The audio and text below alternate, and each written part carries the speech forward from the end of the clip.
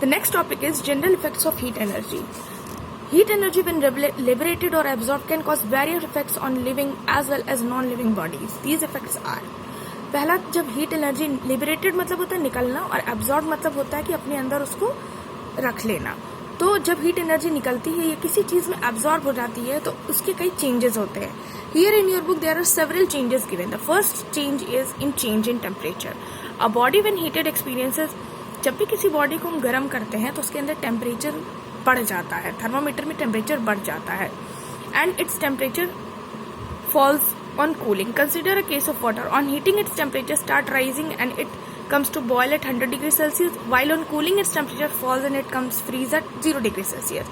जैसे कि जब हम किसी पानी को गर्म करते हैं और हमने ये पढ़ा हुआ है कि पानी जो है 100 डिग्री सेल्सियस पे खौलने लगता है, बॉईल करने लगता है, और उसी तरीके से मतलब बॉइलिंग के केस में टेम्परेचर ऊपर की तरफ जाता है, बढ़ता है, लेकिन अगर उसको हम फ्रीज कर दें तो उसका टेम्परेचर 0 डिग्री सेल्सियस हो जाएगा. Second option is change in dimension. A body when heated expands while it contracts on cooling. On heating, a body's length, area, volume increases, while on cooling they decrease. We can thus say that when a body liberates heat, its dimension reduces, while when it absorbs heat, its dimension increases. उसी तरीके से अगर किसी body में heating देते हैं या उसका टेम्परेचर हम बढ़ाते हैं तो उसका वॉल्यूम, एरिया या लेंथ बढ़ जाता है, जबकि कूलिंग करने पर वो डिक्रीज कर जाएगा, वो कम हो जाएगा. Third is change in state. Change in state मतलब सॉलिड, लिक्विड, गैस. इन तीनों स्टेट में भी कोई भी बॉडी चेंज हो सकती है अगर हम टेम्परेचर चेंज करें. फॉर एग्जाम्पल, अगर सॉलिड को हम हीट करते हैं तो वो लिक्विड में बदल जाएगा, और लिक्विड को हीट करने पर वो गैस में बदल जाएगा. और उसी तरीके से अगर हम इसको रिवर्स प्रोसेस कर दें, गैस को अगर हम ठंडा करें तो वो लिक्विड बन जाएगा, और लिक्विड को अगर हम ठंडा कूलिंग प्रोसेस कर दें तो वो सॉलिड फिर से बन जाएगा. फोर्थ प्रोसेस है change in chemical composition. Heating cause many chemical reactions to occur. These reactions may cause breaking of molecules into simpler ones.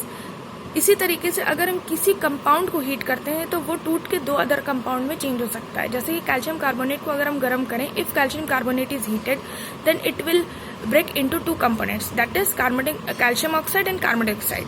मतलब वो गैस भी इसमें से रिलीज होगी जो कि कार्बन डाइऑक्साइड है. Fifth process है change in life process. All living beings need a particular range of temperature to survive and live properly. If this temperature range gets disturbed, too much heating or too much cooling can even have adverse effect on survival of living beings.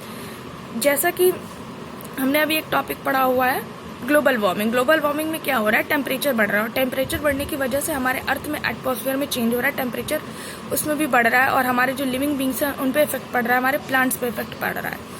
तो life process में भी पूरा change हो जाता है अगर temperature घट जाता है या बढ़ जाता है. Some substance may catch fire on heating. Whenever a combustible substance like paper, coal is heated, its ignition temperature, it starts burning. Ignition temperature वो टेम्परेचर होता है जिस पर आके कोई सब्सटेंस जलना स्टार्ट हो जाता है, उसी टेम्परेचर को हम इग्निशन टेम्परेचर कहते हैं. हर ऑब्जेक्ट का, हर सब्सटेंस का इग्निशन टेम्परेचर अलग अलग होता है. तो पेपर, कोल को अगर हम एक सर्टेन लिमिट तक हीट कर दे तो थोड़ी देर बाद वो जलना स्टार्ट हो जाएगा. The last is heat can be use for mechanical work. Heat energy of steam in a steam engine is used for running a train. Heat energy का यूज हम बेसिकली स्टीम इंजन को चलाने के लिए use करते हैं. Steam engine से हम जो ट्रेन चलाते हैं उसके लिए यूज करते हैं.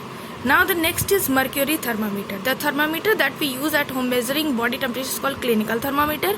It uses a silver colored liquid called mercury for measuring temperature. Mercury is a metal that exists as a liquid at room temperature. So अब मर्क्यूरी थर्मोमीटर के बारे में हम जान लें. मर्क्यूरी थर्मोमीटर एक ऐसा थर्मोमीटर है जिनसे हम टेम्परेचर को चेक करते हैं, और बॉडी टेम्परेचर चेक करने वाले थर्मोमीटर को हम क्लिनिकल थर्मोमीटर कहते हैं, जिसके अंदर एक मेटल होता है mercury.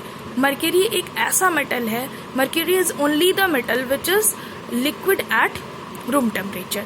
Now the next topic is how we construct a mercury thermometer. हम मर्क्यूरी थर्मोमीटर को बनाते कैसे हैं. A mercury thermometer is made up of a thin glass tube called a capillary tube. One end of this tube is a funnel and the other end has a thin bulb. Some mercury is poured into tube through this funnel. पहले हम mercury thermometer को बनाने के लिए हम लेंगे एक capillary tube, और इसमें हम फिल क्या कर देंगे, मर्क्यूरी, जो कि लिक्विड स्टेट में होगा. It is seen that mercury does not flow through the tube easily. This is due to the trapped air inside the glass tube. और जैसे ही हम मर्क्यूरी को कैपिलरी ट्यूब में डालेंगे तो वो आसानी से नहीं फ्लो करती है because of the air in it. And to overcome this problem the bulb is dipped into the boiling water. और इस प्रॉब्लम को हटाने के लिए हम उस पूरी ट्यूब को एक खौलते हुए पानी में डाल देंगे.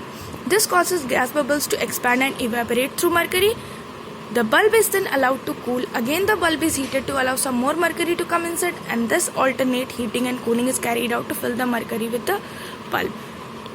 इसी तरीके से हम गर्म करके इसके अंदर जितने भी एयर बबल्स रहते हैं उसको हम इवापोरेट कर देते हैं, और ऐसा प्रोसेस बार बार करने से सारा एयर बबल्स इवापोरेट हो जाता है और वो पूरा बल्ब मरकरी से भर जाता है.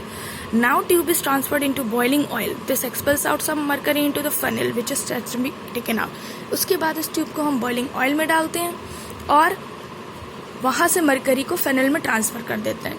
The tube is finally cut with the sharp file and sealed at the top. और इस ट्यूब को हम फिर शार्पली कट करके ऊपर से सील कर देते हैं, और ये फाइनल हमारा थर्मामीटर बन चुका है. Next topic principle and working we will discuss in the next lecture.